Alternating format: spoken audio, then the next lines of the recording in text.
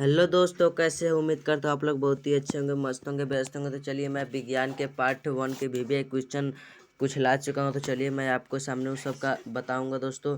और आप लोग से यही निवेदन है कि आप लोग ज़्यादा से ज़्यादा लाइक, शेयर और सब्सक्राइब जरूर करें दोस्तों। पहला प्रश्न है, जब कोई पदार्थ गर्म होता है तो उसका तापमान क्या होता है? जब कोई पदार्थ अगर गर्म होगा तो उसका तापमान क्या होगा? उसका तापमान बढ़ता है दोस्तों। तो इसका आंसर हो जाएगा बढ़ता है। हम इसको ऑब्जेक्टिव के माध्यम से लाए दोस्तों। तो दूसरा सवाल है, कोई पदार्थ को जलाने के लिए क्या क्या करना पड़ता है? कोई भी पदार्थ को जलाने के लिए तापमान है ना, जो तापमान होता है उस तक गर्म करने पर ही कोई भी पदार्थ जलेगा। और तीसरा हो जाएगा आपको, कोई भी पदार्थ को जलाने के लिए किसकी ज़रूरत पड़ती है? अगर कोई भी पदार्थ को जलाइएगा तो हवा की ज़रूरत तो पड़बे करेगी। अगर आप उस पदार्थ को गर्म नहीं कीजिएगा तब तक वो जल ही नहीं पाएगा। तो इसका आंसर हो जाएगा ऊष्मा और गर्मी। और चौथा है, किसी पदार्थ का ज्वलन ताप कौन सा अभिक्रिया है?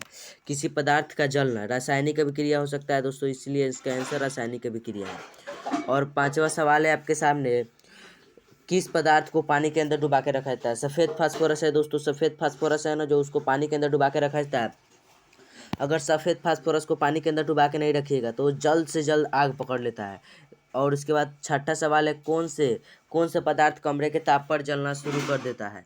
तो इसका आंसर हो जाएगा सफ़ेद फास्फोरस। सफ़ेद फास्फोरस है जो कि कमरे के ताप, हल्का सा भी कमरे का ताप रहेगा बस वो जल जाएगा, इसीलिए इसका आंसर सफ़ेद फास्फोरस। और किस पदार्थ को केरोसिन के अंदर डुबा के रखा जाता है? केरोसिन के अंदर सोडियम को डुबा के रखा जाता है, क्योंकि सोडियम भी ऐसा ही है। और किस पदार्थ को चाकू से भी काटा जाता है? सोडियम ऐसा लर्म धातु है जिसे चाकू से काटा जाता है, इसलिए इसका आंसर भी सोडियम में हो जाएगा। और नौवा सवाल है, कोई पदार्थ को जलाने के लिए किसकी आवश्यकता पड़ती है? अगर कोई भी पदार्थ को जलाइएगा, जब तक हवा नहीं होगा तब तक वो पदार्थ जल पाएगा नहीं, इसलिए हवा की हो जाएगा ऑक्सीजन। और ऑक्सीजन का खोज किसने किया था? ऑक्सीजन का खोज जोसेफ प्रिस्टले ने किया था। जोसेफ प्रिस्टले ने 1771 ईस्वी में ऑक्सीजन का खोज किया था। और अगला सवाल है, केरोसिन तेल के बाती किसके कारण जलती है? केसिन के कारण केरोसिन तेल की बाती जलती है, इसलिए इसका आंसर केसिन हो जाएगा। और अगला सवाल है 12 नंबर, दहन के लिए किसका होना आवश्यक है? तो इसका आंसर ऑक्सीजन का होना आवश्यक है दहन के लिए, यानी हवा। अगर हवा नहीं रहेगा तो कोई भी पदार्थ जल कहाँ से पाएगा? और आपका 13 नंबर सवाल हो जाएगा, बारिश के मौसम में माचिस की तीली जल्दी नहीं जलते हैं, क्यों? बारिश के मौसम होता है, बारिश के मौसम में अगर माचिस की तीली जल्दी नहीं जलता है, क्योंकि अगर बारिश के मौसम रहता है, थोड़ा ठंडी रहती है, वातावरण का ताप कम हो जाता है, इसलिए माचिस नहीं जल पाता है। और 14 नंबर सवाल हो गया, सफ़ेद फास्फोरस माचिस का आविष्कार किसने किया था? सफ़ेद फास्फोरस माचिस का आविष्कार रॉबर्ट बॉयल ने किया था। और अगला सवाल है आपके सामने, सफ़ेद फास्फोरस माचिस का आविष्कार कब किया ने रॉबर्ट बॉयल ने? रॉबर्ट बॉयल ने सफ़ेद फास्फोरस माचिस का आविष्कार 1680 ईस्वी में किया था, जो कि 1680 ईस्वी में रॉबर्ट बॉयल ने सफ़ेद फास्फोरस माचिस का आविष्कार किया था। और जो कि कमरे के ताप पर जल जाता था, क्योंकि उसमें थोड़ा भी गर्मी आता बस वो जल जाता है, इसलिए लाल फास्फोरस माचिस का आविष्कार किया गया। तो लाल फास्फोरस माचिस का आविष्कार किसने किया था? इसका आंसर हो जाएगा कार्ल लुंडेस्टन ने लाल फास्फोरस माचिस का आविष्कार किया था। और आपका अगला सवाल है, लाल फास्फोरस माचिस का आविष्कार कब हुआ था? कार्ल लुंडेस्टन ने कब किया था? 1855 ईस्वी में लाल फास्फोरस माचिस का आविष्कार कार्ल लुंडेस्टन ने किया था। और अगला सवाल, लाल फास्फोरस यानी लाल फास्फोरस माचिस बनाया गया, उसी में लाल फास्फोरस का आविष्कार किसने किया? कब हुआ था? लाल फास्फोरस का आविष्कार हुआ था, जो कि 1845 ईस्वी में शुरू हुआ। उसके बाद 1845 ईस्वी से ही लाल फास्फोरस माचिस बनाने की शुरुआत हुई। और उसके बाद अब अगला सवाल है, लाल फास्फोरस माचिस का आविष्कार किस देश में हुआ? दोस्तों, लाल फास्फोरस माचिस का आविष्कार हुआ था स्वीडन में, इसका आंसर स्वीडन में हो जाएगा। स्वीडन में लाल फास्फोरस माचिस का आविष्कार किए थे, क्या है? कार्ल लुंडेस्टाइन ने स्वीडन में लाल फास्फोरस माचिस का आविष्कार किए थे।